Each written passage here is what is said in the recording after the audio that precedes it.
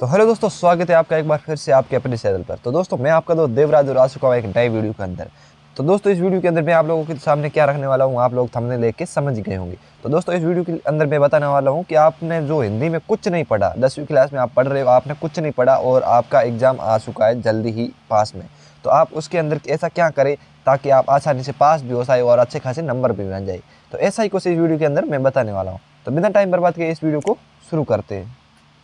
शुरू करने से पहले मैं आप लोगों को बताता हूँ कि यहाँ पे जो ये मॉडल पेपर है, नमूना पेपर है, जो आप लोगों को समझने के लिए दिया जाता है, और इसमें से कुछ कुछ प्रश्न ऐसे होते हैं जो आपके उसके अंदर पूछे जा सकते हैं। तो ये हिंदी का पेपर है और इसके अंदर 25 नंबर का, और टाइम दिया जाता है इसमें 3 घंटे और 15 मिनट। 15 मिनट दिए जाते हैं अलग से, वो आपको पेपर जो होता है उसके अंदर उसको पढ़ने के लिए दिया जाता है।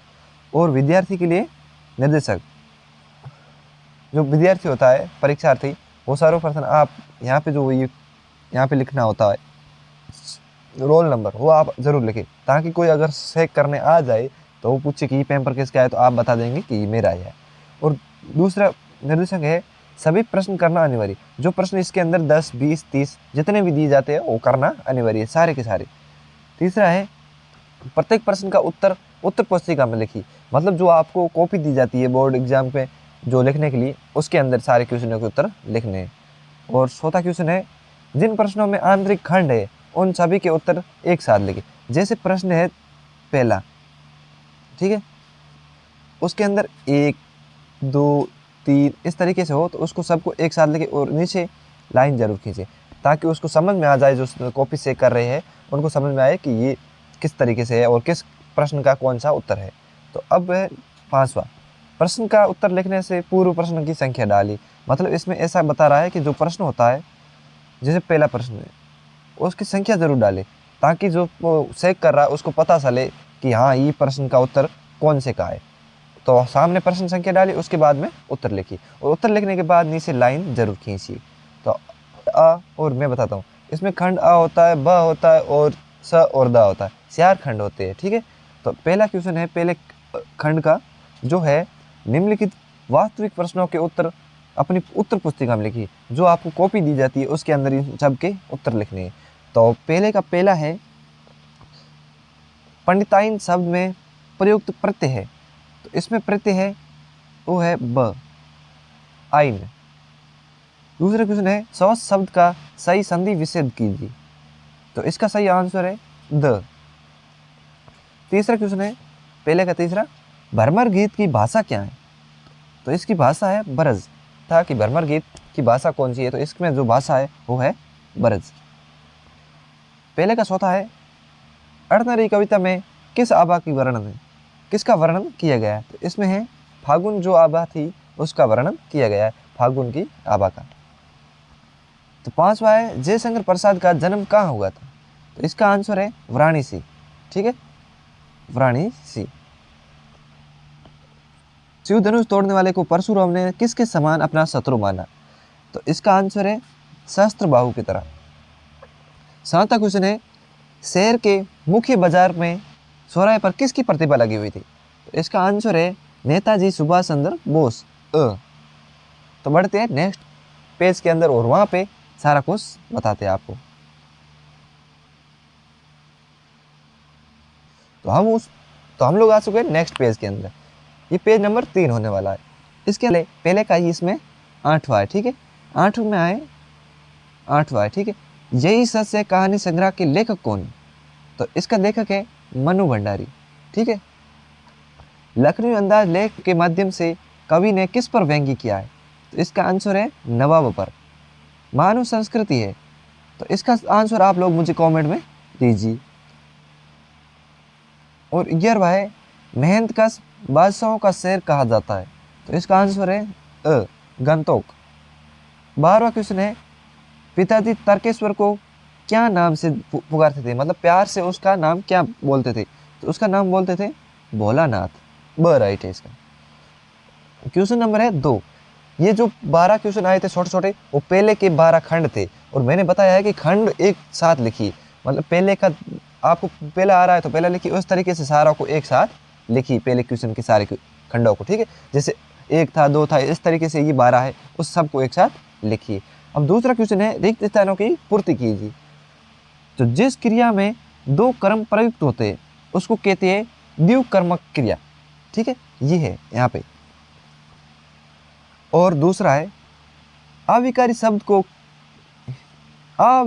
को ही कहते हैं। क्या कहते हैं? जिसमें विकार ना हुआ हो उसे अविकारी शब्द कहते हैं।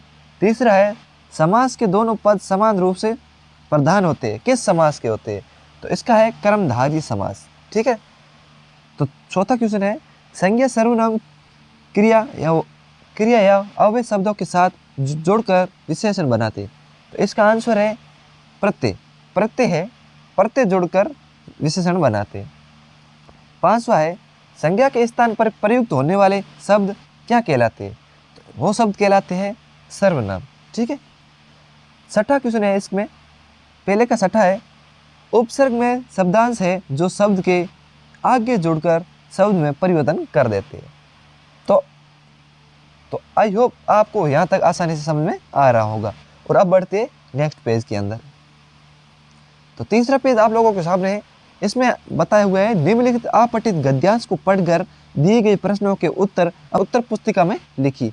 उत्तर पुस्तिका में हमें लिखना है इसके आंसर।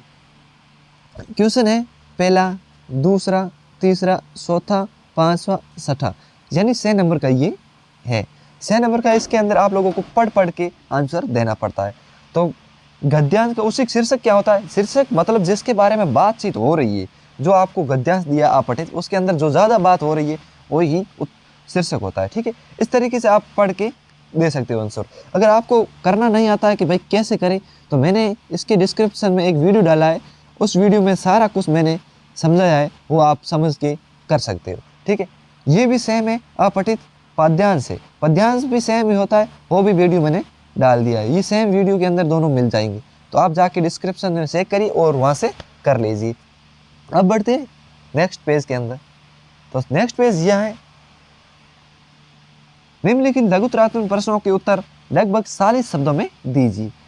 ये है खंड ब। ठीक है।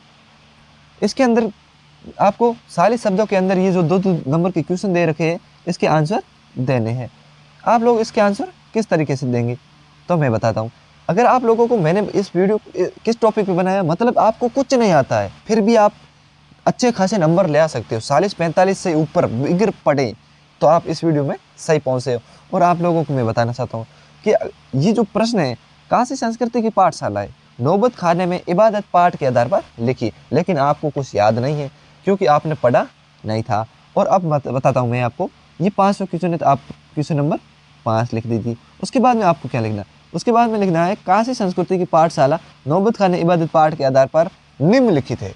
उसके बाद में आप उसके अंदर कुछ भी लिख दीजिए। आपको ये 2 नंबर का उसके अंदर से 1 नंबर पक्के में पक्का मिल जाएगा। तो आप ऐसा ही करिए। इस तरीके से आप सारे क्वेश्चन, आपको कुछ नहीं आता है फिर भी इस तरीके से लिखिए। आपको ये जो शब्द नंबर के है उसमें से आपको 10 या 8 नंबर आराम से मिल जाएंगे। तो अब चलते हैं नेक्स्ट क्वेश्चन की तरफ। नेक्स्ट क्वेश्चन है 12वां क्वेश्चन क्या है? निम्नलिखित पठित का मतलब है पढ़ा हुआ, पढ़े हुए गद्यांश को पढ़कर दिए गए प्रश्नों के उत्तर दीजिए। तो इसको भी पढ़कर देना है, वो मैंने वीडियो पहले बता दिया, वहाँ पर देखकर दे सकते हो। और आपने पहले, आप थोड़े बहुत होशियार हो, आप कर सकते हो। तो आपको करना क्या है, लेखक दुखी क्यों हुआ इसके अंदर देखना है कि लेखक किस कारण दुखी हुआ। बार बार सोचते क्या होगा उस कौम का, मतलब लेखक इसमें ये आपको पाठ पढ़ा हुआ हो तो आराम से समझ में आ जाएगा, अगर ना पढ़ा हो तो आएगा नहीं।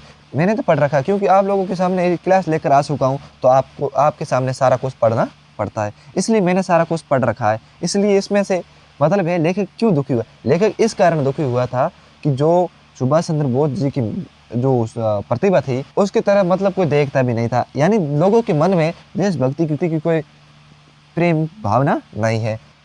इस तरीके से लिखोगे तो आप आसानी से पास भी हो जाओगे और अच्छे खासे नंबर भी मिल जाएंगे। और टीचर भी बोलेगा यार ये कैसे हो सका, ये बच्चा पढ़ भी नहीं रहा था और इसके इतने नंबर कैसे आ गए। तो आप ऐसा ही कुछ कर लीजिए। अब बढ़ते हैं नेक्स्ट पेज के अंदर। पेज नंबर है 6, इसमें है अथवा में दिया हुआ है। मैंने जो आपको 6 नंबर का बताया था वो सेम यहाँ पे अथवा में दिया हुआ है, तो इसके लिए मैंने बता दिया है कि वीडियो डिस्क्रिप्शन में है, तो आप जाके देख लीजिए। और यहाँ है प्रस्तुत पठित गद्यांश, पठित पद्यांश, इसमें मतलब तो किताब के अंदर 2 भाग होते हैं, उस तरीके से लिखा हुआ है। एक तो आता है मतलब कहानी के अंदर से, और एक आता है कविता या फिर ऐसा कुछ लिखा हुआ होता है, ठीक है, उसके अंदर से। आप ये दोनों भी कर सकते हो, वो वीडियो मैंने डिस्क्रिप्शन में डाल रखा है, ठीक है। तो अब बढ़ते हैं नेक्स्ट पेज के अंदर, और ये है हमारा लास्ट पेज, ठीक है। इसके अंदर है, कुछ छूट तो नहीं गया, ये छूट रहा है 7वां, बादल गरजो घेर घेर गगन धराधर ओ ललित ललित काले घुंघराले। यानी इस पार्ट में जो ये दिया हुआ है, इसके अंदर से आप लोगों को ये ढूंढ के लिखना है। प्रस्तुत कविता में बादल की तुलना किससे की गई है? आप देख सकते हो बादल की तुलना किससे की, तो इसमें जो तुलना की गई है वो छोटे बच्चे से की गई है, ठीक है। छोटा बच्चा होता है, उसके काले काले घुंघराले बाल होते हैं, उस तरीके से ये इसमें सारा कुछ बताया हुआ है। इस तरीके से आप पढ़ के सारों के आंसर दे सकते हो। और ये है 30 नंबर का क्वेश्चन, बाल गोविंद भक्त की किन विशेषताओं के कारण उन्हें गृहस्थी होने पर भी उन्हें साधु कहा जा सकता था? तो इसका आंसर कैसे आएगा? पहले लिख देना आपको प्रश्न संख्या यहीं पे पास में लिख दीजिए। कितना नंबर है? 15 नंबर, सॉरी 14 नंबर, ठीक है, 14 नंबर है। और बाल गोविंद भक्त, इसमें आपको ऐसे लिखना पड़ेगा कि बाल गोविंद भक्त की विशेषताएं निम्नलिखित है। पहले तो ऐसे लिखना, फिर बाद में आपको लिखना पड़ेगा। आपको अगर याद है तो ठीक है, अगर याद नहीं है तो आप कुछ भी लिख दीजिए, पर लिखिए जरूर, आपको नंबर पक्के में पक्के मिलेंगे। ये 3 का है, उसकी जगह आपको एक सही 1/2 यानी उसका 1.5 नंबर आपको पक्के में पक्का मिल जाएगा। और नीचे है 15वां क्वेश्चन, आत्मकथ्य कविता में कवि जयशंकर प्रसाद ने जीवन के यथार्थ एवं अभाव पक्ष को जो मार्मिक अभिव्यक्ति की है उसे अपने शब्दों में लिखी। ये हमारे ऊपर छोड़ दिया, यानी इसमें हमें 3 नंबर पक्के में पक्के मिलने वाले। ये हमारे ऊपर छोड़े, हम कुछ भी लिखे लेकिन हमें नंबर पक्के में पक्का मिलने वाला है। तो आप ये ऐसा क्वेश्चन आए वो कभी छोड़ना ही नहीं है, करना है, पक्के में पक्का आएगा। अब है लास्ट यानी 8वां नंबर का पेज। इसके अंदर है, ये कुछ छूट गए है मेरे से स्क्रीनशॉट के अंदर, ये है मेरी अविस्मरणीय यात्रा। यानी इसके अंदर आपको लिखना है निबंध। निबंध आता है कम से कम 4 या 5 नंबर का। उसके अंदर से पहला था प्रदूषण, पर्यावरण प्रदूषण का, वो आपको याद करना, याद हो तो ठीक है, नहीं तो याद कर लेना। दूसरा वो था बेटी बचाओ बेटी पढ़ाओ, और तीसरा था आत्मनिर्भर भारत। आपको ये तीनों सारे याद करने हैं। इन तीनों में से आपके पेपर में कोई भी आकर टपक सकता है।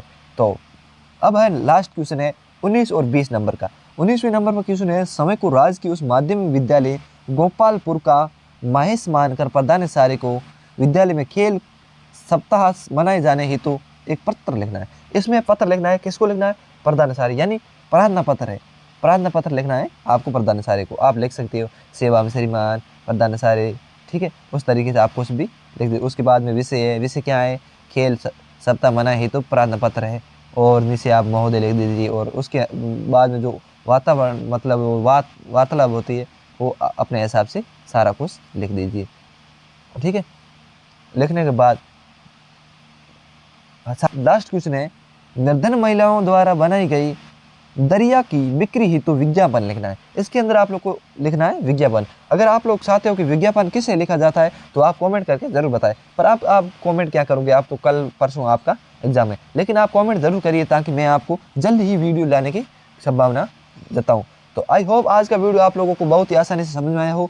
अगर समझ में आया हो और आपके लिए हेल्पफुल थोड़ा भी रहा हो तो लाइक कमेंट करके जरूर बताएं। साथ ही चैनल पर नए हो तो चैनल को सब्सक्राइब जरूर करिए। तो मिलते हैं नेक्स्ट वीडियो के अंदर, तब तक के लिए बाय।